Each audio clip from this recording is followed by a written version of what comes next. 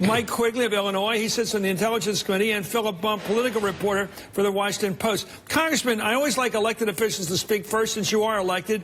What do you think is the political reason why the president's doing this Chinese water torture of his attorney general, the guy he picked, his loyalist, rather than just doing the, whatever you call it, the manly thing or whatever you might say, and make a frickin' decision about whether he wants him as attorney general and make it public? Why is he doing this? I think the first reason is he wants to squash the Russian investigation. He's positively obsessed with it, as evidenced by his tweets and his actions. He'd be better off letting us do the job and let Mr. Mueller do the job. He wants people to stop talking about it. He should stop tweeting it. But the nightmare that you see from this is, I guess his idea is if he fires Sessions, puts in a lapdog, the lapdog fires Rosenstein and Mueller, and either guts or ends the investigation into how the Russians interfered in the democratic process. Do that. Why does he just fire Sessions, use the recess appointment later in August to do just what you said? Fire Rosenstein. If he doesn't fire Mueller, and then put somebody else in there, a lapdog. And get that lapdog to do it. If he doesn't get him, he goes to another lapdog. Just keep doing it till he fires Mueller and ends this thing. Why doesn't he just do that? Yeah, I pride myself in the fact that I can't read this man's mind, and I have no idea what he's going to do tomorrow, and that's also a little scary. Paul Butler, sir, thank you for this. Give us, I don't know if there's a legal analysis, as the congressman just said, it's hard to read Trump's mind, let alone his legal thinking. Is he getting legal advice? Has he been lawyered up himself to be told, be careful, get this guy to jump, don't push him? Probably, but we know this is a client who does not listen to lawyers. So he has three options with regard to Sessions. He signed an executive order that says if the Attorney General leaves, the position goes to the Deputy Attorney General, Rod Rosenstein, who the president is also not crazy about. His other option is the Vacancy Act, which allows him to appoint anybody who's already been confirmed by the Senate for any position as the acting Attorney General for 210 days. Third option, recess appointment. We heard all about this during the Obama administration. So the Senate would have to go in recess for 10 days, and then Trump would be able to appoint anyone he wants in that office, again, as long as they've been confirmed by the Senate, until 2019, when the Senate is out of session. But legally, wouldn't he be within his power, this president, to fire Sessions, and during this August recess, use that opportunity to pick somebody he's given an ambassadorship to and has been confirmed, and say, come on, I need you for a couple of days' work here. I'll give you the ambassadorship back in a week, but you're here to fire Mueller. That's all I want you here for. Then you can have some other job, an ambassadorship again if you want one.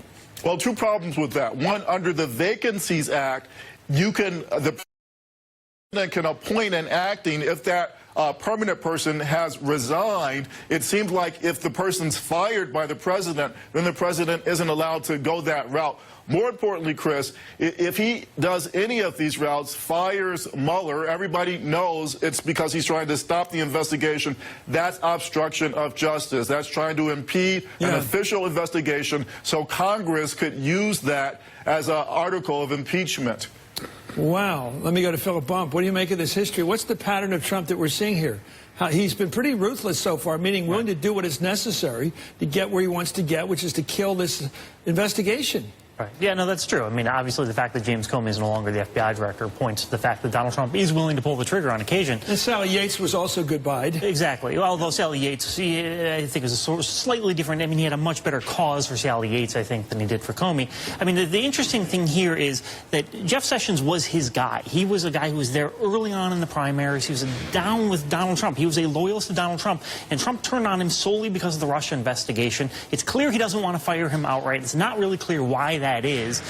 But what isn't clear? It's not clear why Trump doesn't just fire him as opposed to trying to push him out. Mr. Butler suggested there's a legal reason, but I think it's pretty clear he wants him out of there. Right. He wants Mueller quashed. That's right. He wants no more special prosecutor name. And I don't blame him if I were worried about things about what I did, because you know the history of special prosecutors. Guess what they do? They prosecute. Right. They don't give up and say, oh, I guess there's nothing wrong here. They spend months and months and months as history, whether it's Lawrence Walsh or it's Jaworski, or it's Ken Starr. Sure. They look and look and look till they find some crap on the guy, and they move. Anyway, the president's attacks on Jeff Sessions have drawn significant criticism from Republican senators and conservatives. Watch, these are mostly Southern senators. There's a real sort of regional thing here. They consider Sessions one of their own, sort of an old Southern guy. You can almost hear their voices. Watch this.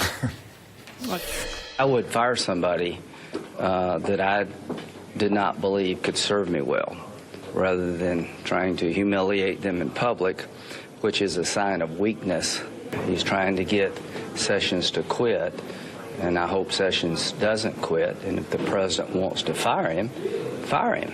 Jeff Sessions is an honorable man. He did what I believe any ethical attorney general would do under the circumstances. He is one of the most honest people you would ever know. He is a man of very high integrity, and he is an Eagle Scout. Jeff Sessions has my confidence. He's a man of courage. He's a man of purpose, and he's a man of substance. I think that his independence has been proven by his willingness to recuse himself.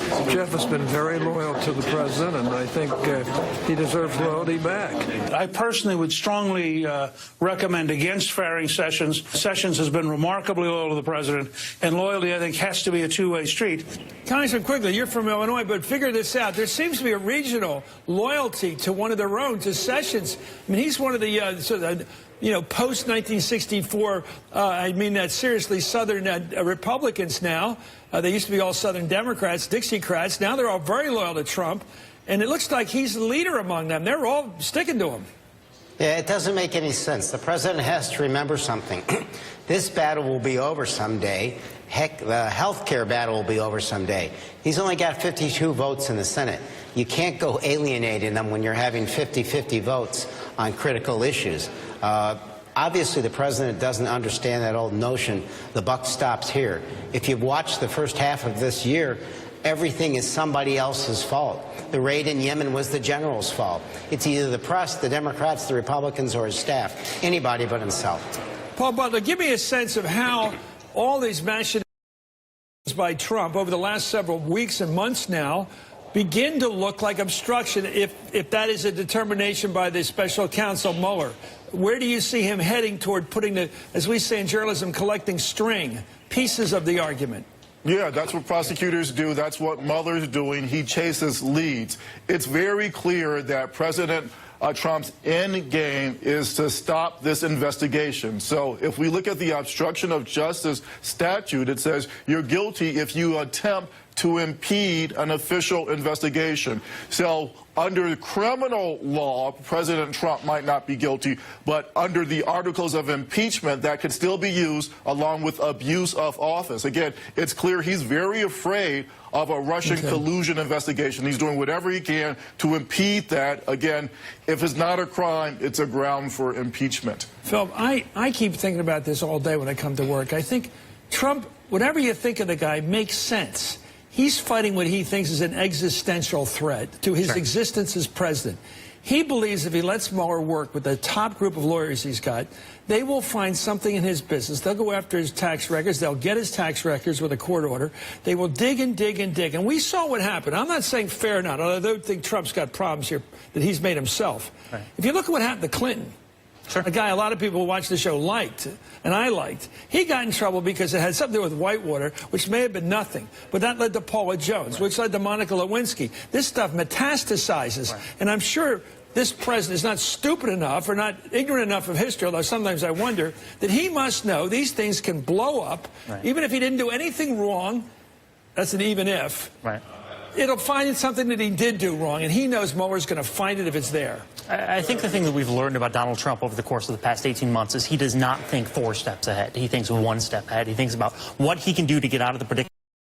He's been very good at that. I mean, he got into a lot of predicaments on the campaign trail that no one would have expected him to be able to get out of. He's got to cut the fuse. Right. There's the fuses coming to him. Yeah, exactly. I mean, I don't think he knows what he's in a whole different infrastructure now, right? I mean, he's used to being in the corporate world, having lawyers around to protect him. We know all that. This is a whole different thing. He's never feared something like this. Total national humiliation after becoming president of the United States. It is a real fear I think he has. I don't think he can get out of his head in the middle of the night. He's thinking Sessions at 3 in the morning. That's the phone call he's getting. You're laughing, Paul. I think that's the phone call that keeps ringing in his ears, the one that hasn't rung yet. This guy is coming after you, and this guy's got the best resume I've ever seen of anybody in American life, this guy, Bob Mueller. This guy is a winner. Anyway, thank you, Paul Butler, sir. Thank you, as Congressman Mike Quigley. I really appreciate you coming on.